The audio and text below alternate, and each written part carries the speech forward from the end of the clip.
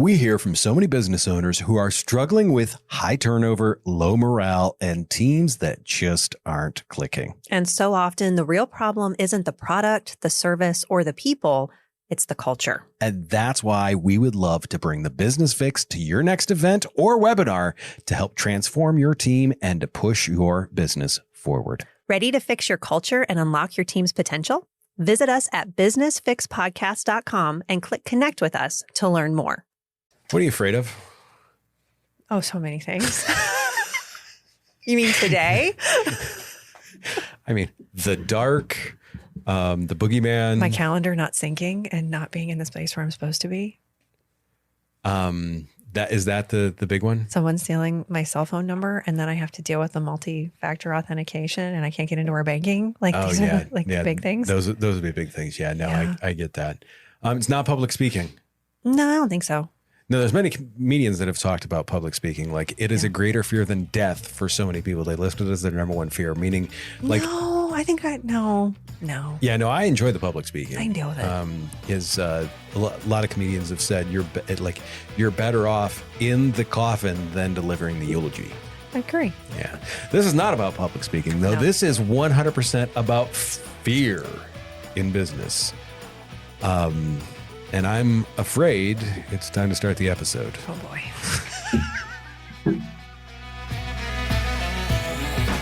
She's the CEO. He's the marketing and operations guy. If it's broken, you need the Business Fix. I have a crazy question for you. Yeah? When you were a little kid. Yes. What were you afraid of? Everything. Same. Everything. Gave myself an ulcer in 3rd grade. Afraid of everything. Wow. I think that's the episode. Yeah. No, what is there one specific thing that you remember as a standout as a kid? I was the world ending. Really? Yes. Did you know how? Yes, because I grew up Southern Baptist, so I was terrified of the world ending. Oh, so yeah, makes sense. I had a lot of deep-seated religious fear I've had to work through as an adult. Makes sense. Yeah. That was not a problem for me. No? What was your fear? The dark. To this day, do not like the dark. Okay. There's been some things where they appear over my shoulder, and I'm like, nope, not a fan. It makes motorcycle riding at night interesting. Yeah. See a lot of stuff. Hopefully we don't see any of this in our business. Oh boy. I think we always start with something personal, so I thought I'd go really personal. Really deep. Really deep. Talk about our childhood trauma right now. Let's talk about childhood issues and then get everyone crying, and then fear in your business seems like nothing. There's many forms that fear in your business can come in. Wrong hire, fear of losing a big client. Yeah. I know people, they have a fear of losing their only client. The biggest problem with fear isn't that it exists. It is the fact that fear can make you make some bad decisions without even knowing it. Let's shine some light on the dark. Okay. No. No. When I think about fear in business, what are some, you deal with people a lot. Yes. I love people. Nope, not saying it. Don't say it. What are some of your people related fears? So there's several. I think that's fears I would hope so. I would think so. I would say they're fears that business leaders have a lot of, and we kind of work on overcoming them. So the first is, that fear of making a bad hire. So hiring is one of the most emotionally loaded decisions a leader makes. Every single time. Because when it goes wrong, that ripple effect is really real. Yep. And there's always that, did I make the right decision? What if I don't make the right decision? And we think that it's, again, set in stone. So leaders fear hiring the wrong person because they've lived through the impact in the past. Lost time, lost trust, team drama. Not to mention the guilt that often comes when you're like, I hired the wrong person and now this person's got to suffer a bit. And it's okay to say, it's the wrong fit. Let's just move on. Yep. Like, the best thing that you can do oftentimes for people is to exit them to a new opportunity. But we get stuck in that fear, and that fear can paralyze decision making, or it causes leaders to settle for the safe. And you know what? The devil I know versus the devil I don't know. So it's better. We'll just deal with the employee that's kind of here, but not great. I mean, so instead of being strategic, you're just living your life as a hostage and paying people to be. Why do you pay hostages? We don't pay hostages. Like, just stop. No, you're the hostage. No. Or we treat hiring like last call at the bar. So we hire in panic mode. Like, it's last call. I don't want to go home by myself. So I'm just going to pick somebody. Most people hire that way. Yeah. And instead of doing, when we hire in panic mode, we're not in our values. So go back to your values. You hire slow, you hire for alignment, you create a system that helps you choose with confidence. If you don't know how to choose with confidence or you don't know how to hire somebody, I encourage you to find someone who can help you hire people. Usually a fractional HR consultant, shameless plug, can help you do those types of things, teach you how to do them right. So there's that fear of like making the wrong hire. But then I think there's even a bigger fear that business owners have, and that is the fear of a key employee leaving. Mm-hmm. So when someone you trust becomes mission critical, it's easy to fall into a place of quiet panic about losing them. It's also easy to tolerate really bad behavior or bad performance because you're afraid, well, what happens if they leave and then I have to do all the work? Or what happens if they leave and I have to find somebody else to do the work? It's okay. You can deal with it. So leaders worry about what happens if that person walks away, especially in small teams where one departure can create a big gap. Yeah. I mean, and there are times where you say don't run your organization so lean that if something breaks, you can't fix it. But the other part is, there is capacity constraints. I mean, there are times where, not everybody can afford to have 3 employees that make $100,000 a year. So if you've got a key performer or you've got a key part of the organization, how do you shore some of that up? So building a culture where people want to stay is really important. That kind of helps us belay that fear. Designing a system that doesn't depend on them staying, where you can bring other people in. We have these processes written down. We know what we need to do to be able to move the business forward. Knowledge sharing, cross-training, open communication reduces that power that fear has over your leadership. And then you start to dissipate that. Well, you know what? If that person leaves, we're going to find someone else to do the work. We are not going to go under simply because one person is gone. Now, I will say this. If that person runs your entire business and you don't know how your business runs, that may be a reason to fear. But we can solve that problem. Right. If you have that fear, you need to work on eliminating that fear. So, and then another one I would say is fear of culture changing as you grow. So this is one of those sneakiest fears because I feel like it's just happening in the background, but it shapes everything that you do. So as businesses grow, founders often fear losing that intimacy, flexibility, or values that made the company special. They fear, culture drift. And you have to remember that culture doesn't really drift. It evolves by design or neglect. There's no such thing as drift. I was about to say that I love how you put that. It's either design or neglect. It's one or the other. Right. You're either nurturing this or it's going to die. Yeah. Well, and I think too, growth doesn't have to mean dilution of your culture. No, it just means being crystal clear about who you are and making sure that your values show up in your hiring and they show up in feedback and they show up in decision making. How you align your values and how you parrot those values to everyone within your organization is really key in making sure that your culture doesn't evolve by neglect.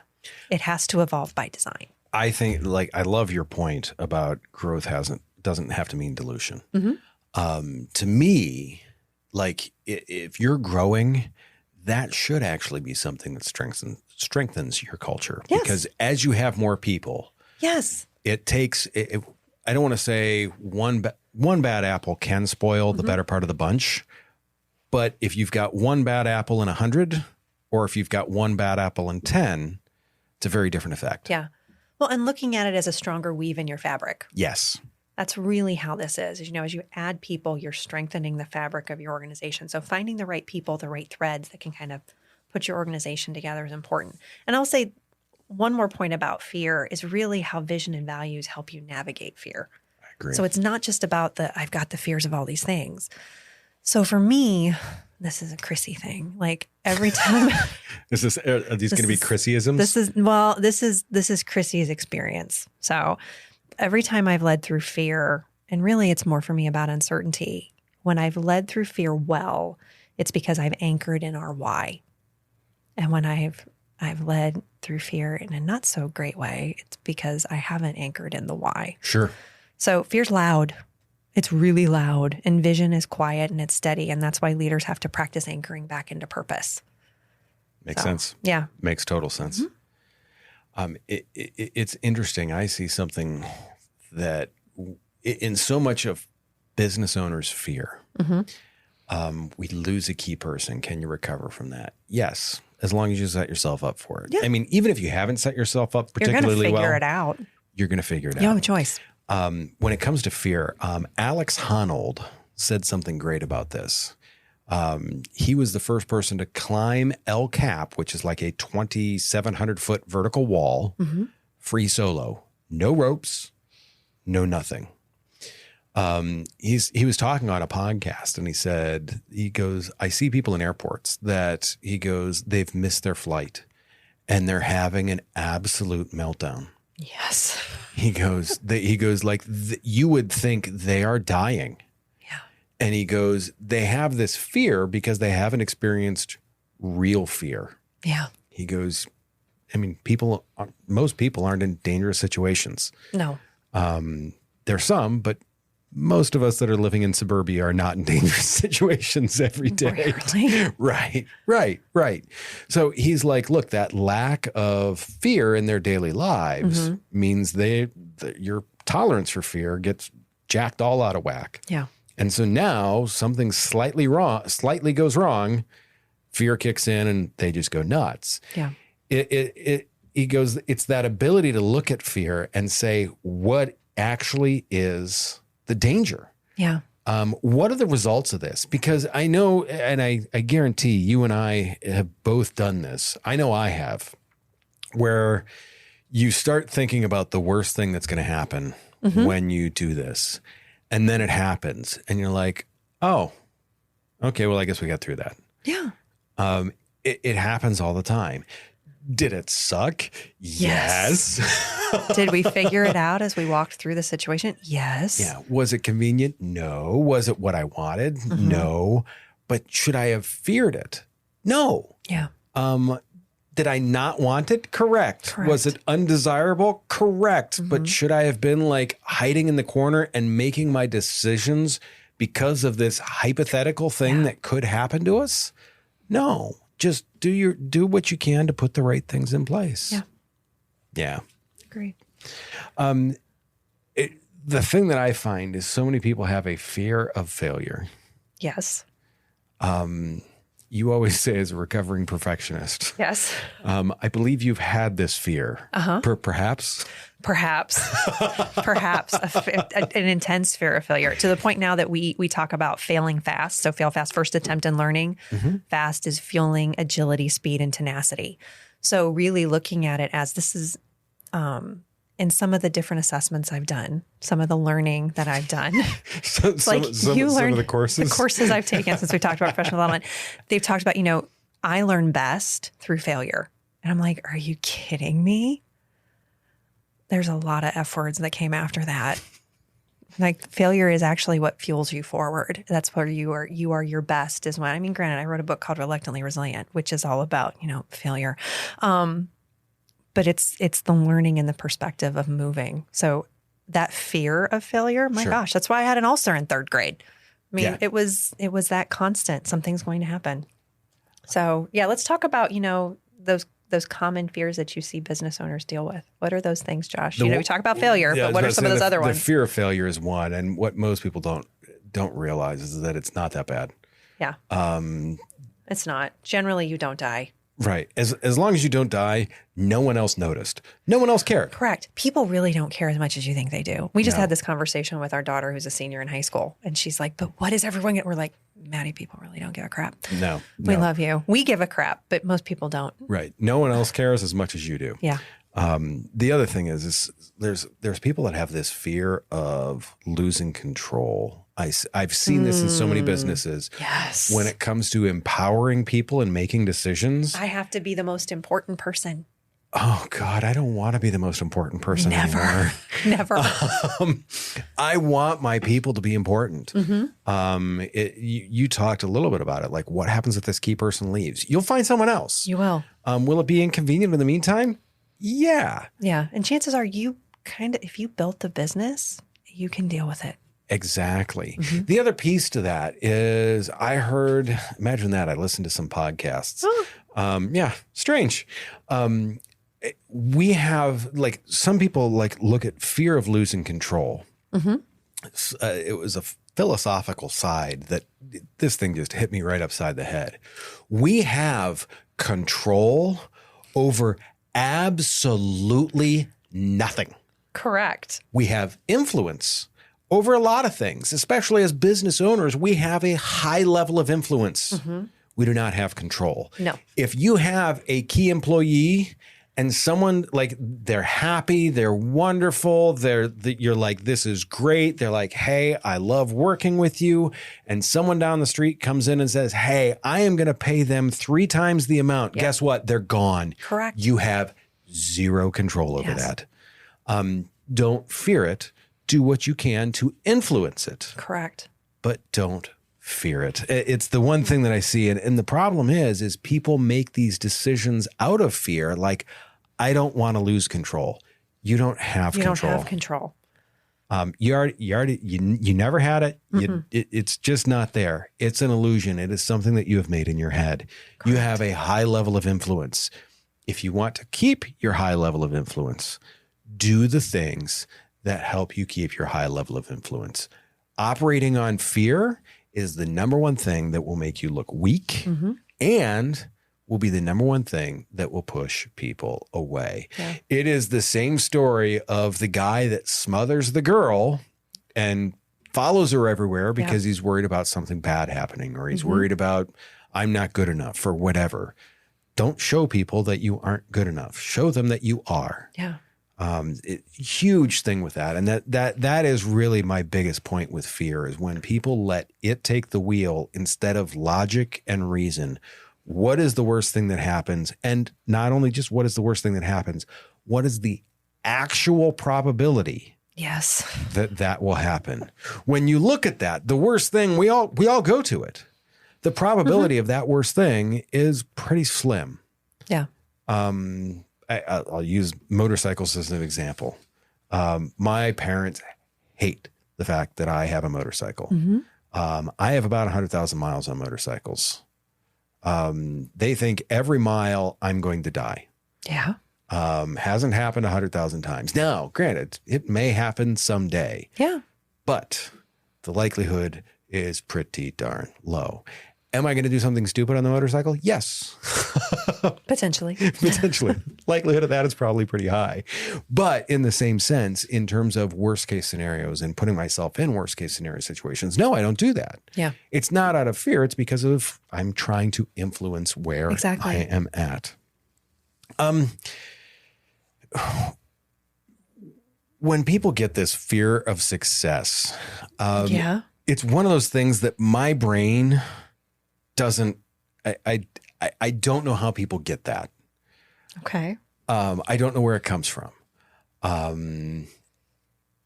So I guess what I would like to ask, how does that show up? What happens with that? Yeah, good question. So it's what happens if things actually go well? Yeah. Yeah. So fear of success, and this is interesting, it often shows up, and again, some of the work that I've done, it shows up as overthinking. It shows up as delaying, quietly shrinking, or the momentum. Just as momentum starts to build, we start to shrink. And in part, that's because you're moving into a space that you've never been before, and it feels uncomfortable. I can see that. The vibration of who you are right now is safe. So sure. I'm Chrissy in this business right now. I'm Chrissy in this leadership role, or I'm Chrissy in this role in the community. This feels safe. Chrissy's been called to do something bigger. Well, that's what happens if it doesn't go well? What happens if it's fear? And you may be asking to do this. You may be naturally moving towards that, but we will shrink ourselves because we often fear. That makes sense. Higher level of success, higher level of accountability, it feels different. It's a different vibration. So, sometimes people worry about being more visible, more responsible. What means, well, if I have to take care of more people, what if I let them down? I'm okay to be in this level. I'm safe here. I can take care of them. Fear can really keep us stuck. And I think that's something that we have to deal with, especially with managers, middle managers in a business. Sure. Well, I've never led 10 people. I've only led this project. Okay, well, maybe that's a indication that we need some additional professional development. Maybe we need some additional skill set. But the other part is, coaching and pushing people, because, success requires expansion. So expansion is always going to feel uncomfortable at first because it's getting bigger. That's why when people are like, oh, I've dealt with this room and I'm okay with this. Everybody knows me. Wait, I have to go over here and I'm only going to know 10 people instead of 100 people. I don't want to do that. And, here's what I will say, and I don't know if we're going to agree or disagree. If somebody doesn't want to grow, it's okay. Like, you don't have, I'm not going to grow, damn it. I'm not going to force somebody to do something that they're really not comfortable with. However, for me, I am going to force myself to do things because I know that I need to keep moving forward. And that's how I'm going to continue to ascend. But you cannot force people's ascension. No. And I also realize too that there is a certain skill level that people want to get to, and there's a certain aspiration that they want to get to. They don't want to push past that, and that is okay. Yeah. 100%. There's healthy fear. There is caution. There is a reason why as humans, we're alive. Fear is kind of this evolutionary thing. If you look at rabbits, they're prey animals. They are scared of damn near everything, and they should be. That is what has allowed rabbits to survive. Where do you see healthy and unhealthy fear? Not all fear is bad. I mean, I agree with you. Not all fear is bad. Sometimes it's wisdom whispering. Other times, wisdom whispering. Wisdom whispering. Sometimes fear is wisdom whispering. Other times it's trauma screaming. It is. Is wisdom whispering to you, or is trauma screaming at you? So I think. I love that. It's all the professional development I do. This is what you get from me. I too could be a Hallmark card. I was about to say, I'm usually the ones with the sayings like that. No. Boy, you're out of the. You're welcome. Yeah, you're welcome. I should just leave. So here's what I'll tell you: healthy fear, caution. You get caution from healthy fear. Sure. You get planning from healthy fear. You get humility. 100%. From healthy fear. Yes. And that is good. Yes. It's okay to have a little bit of fear. All right. It slows you down just enough to think before you leap. Yep. And potentially also drag everybody else with you. I will say that. Fear probably keeps me a little bit more rooted to not drag people kicking and screaming. But there's paralyzing fear. And that's something that there are times where I have struggled with this. And there are times I still struggle with this. So paralyzing fear, it keeps you frozen even when you've got clarity available. Even when you've got the ability to think through. It feeds on perfectionism. It feeds on pressure. It feeds on self-doubt. And that's really what keeps us from moving into a bigger room. All right. So the key to recognizing the type of fear is the source. So are you being thoughtful? Is your fear thoughtful, or is your fear avoidant? Those are the questions you need to ask yourself. That's a great question.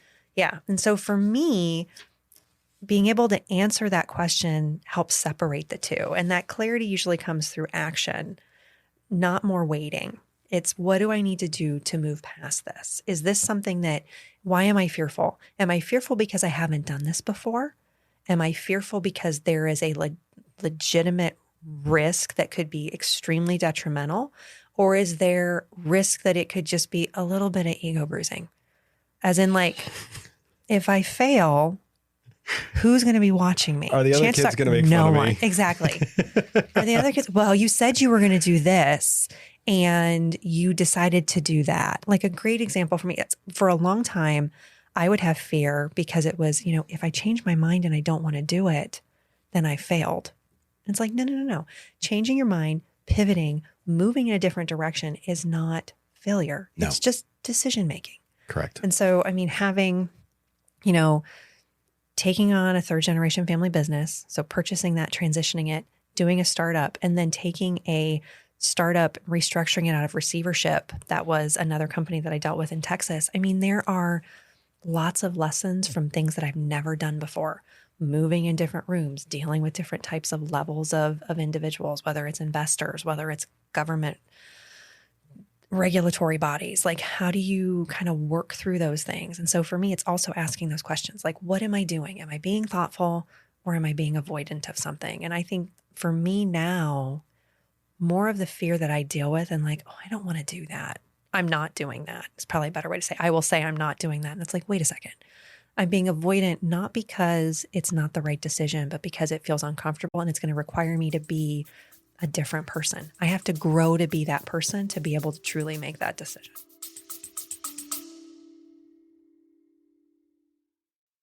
Let's be honest. You did not start your business so you could spend your days buried in HR paperwork or Googling how to handle employee drama. That's why I started Clarity HR.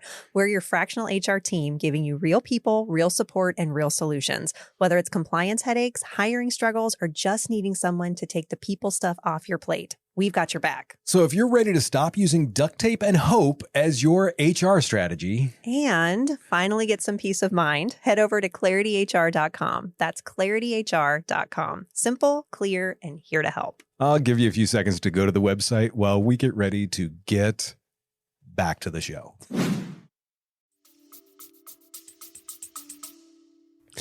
It's funny. I have a very different way of looking at it. I am a probabilities person. Nice. And it's also how I look at people. Yeah. If someone does these three things, there is a pretty high probability that they're going to do the fourth. If they do these five things, there's a medium probability that they'll do the sixth. Mm-hmm. It's from looking at patterns and things, looking at people, looking at stuff like that. I do the same thing when it comes to fear. Yeah. So I look at, once again, is this a high probability of happening? And when it's the big thing, I'm like, well, typically no. Yeah. The growth piece I can understand is how that's uncomfortable because it's like every network, like when you go to a new networking group, it's that same fear. I mean, everyone's going to hate me. Right. We both walk into a room and we're both like, hi, we can talk to anyone. That does not mean I didn't sit in the car for 2 minutes going, okay, you got this. No. You got this. Sit with your hands like this. You got it's like this. Power pose. You can do it. Have you done that? Do you think I've done that? I do. My people know when I'm walking through the office and I've got my hands up, they're like, oh crap, she's got to have a difficult conversation. Yeah. It works. I do not have the power pose. Put your hands on your head. It's pulling your hands above your heart. So it's like, it's specifically like, it's a great quick trick to put you in a better state. Interesting. Mm-hmm. I'll try it sometime. Yeah, we'll have a conversation about state. I'm sure you'll be like, oh crap, she's done all that personal development stuff. For me, once again, though, it really comes back to that probability. Yeah. Like, what is the probability that this is going to happen? Yeah. It's low. What is the probability that this is going to happen? Well, this is medium. Mm-hmm. And I mean, it doesn't need to be direct numbers. It's just have an idea and take the time to put that type of stuff into perspective. If you put it into perspective, suddenly the fear winds itself out and you can be like, okay, there is a low likelihood of things happening to me here. If you find that that doesn't wind the fear out, you need to look at two things. You need to look at, am I stuck in an emotional state and just not able to calculate this? Or is this something that actually is a concern? Yeah. You need to you set it down, don't do anything with it, and come back and relook at it later. Yeah. Do you know who Tim Ferriss is? I know the name. So Tim Ferriss, I mean, like OG podcaster at some point, like he has wrote the 4-Hour Workweek. He does a TED talk about reverse engineering fear. Oh, and really some very similar things that you're talking to. You know, what are all of the things that could go wrong? What are all the things that could go right? But I mean, if I know what could go wrong, then I don't need to fear it because I can navigate. So yeah. And you can be totally prepared. Agree. Mm-hmm. You could, once again, if I'm walking into a shitstorm, I want to know which way the wind's blowing.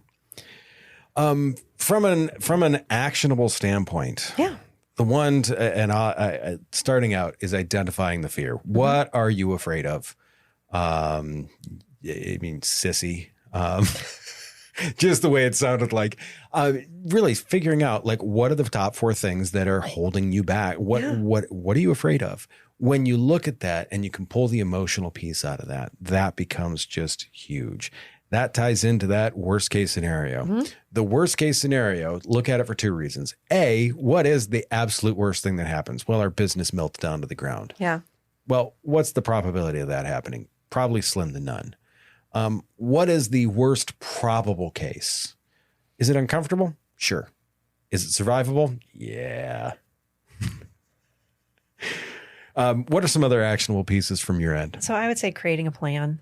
I mean, really working on developing that specific plan to address the fear, breaking it down into small, manageable steps. I know that my fear oftentimes as a business owner, I'm homeless at least once a week, depending on like that's where my spiral will go to. And I think part of it too is acknowledging it with other people. Yep. Because when you say, hey, I've got this fear, and they're like, yeah, I do half the time too. You're like, wait a second.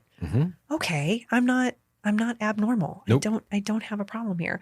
And I will say too about, communicating with your team. So talking to your team about what's making you anxious, and then also talking to your team about, it's okay to fail. Because if your team is scared to fail, they will never truly innovate. Nope. They'll only perform. And so it's really important. You can't build resilience if people believe that mistakes are career ending.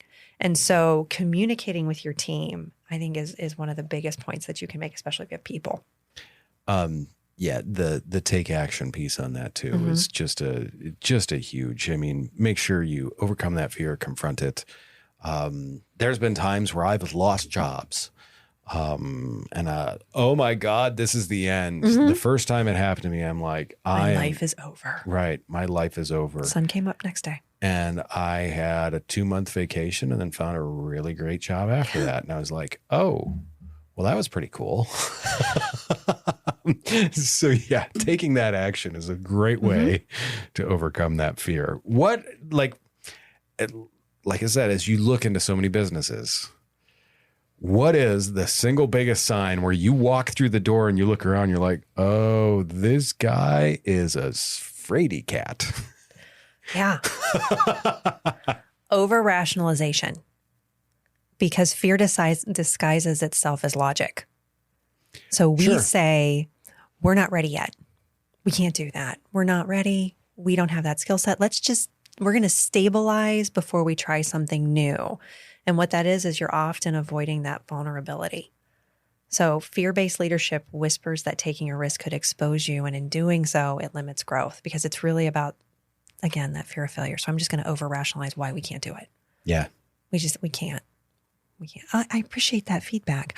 That's a really great idea. We'll maybe look at that next year in our strategic plan. We're going to table that for now. Put a pin in it. Should we do an episode on corporate lingo? Yes. I love it.